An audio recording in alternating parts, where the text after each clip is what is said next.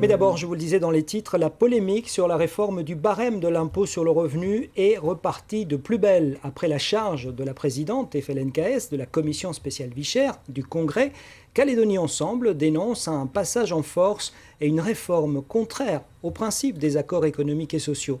Éric Dufour, José Solia. Le projet du gouvernement vise plusieurs nouveaux objectifs.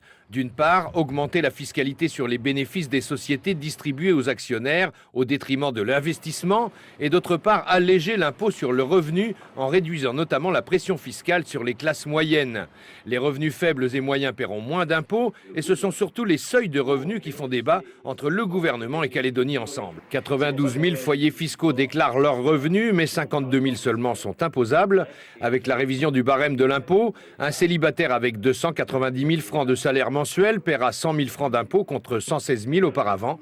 Un couple avec 2 enfants, avec un revenu mensuel de 950 000 francs, paiera 385 000 francs d'impôt contre 433 000 auparavant.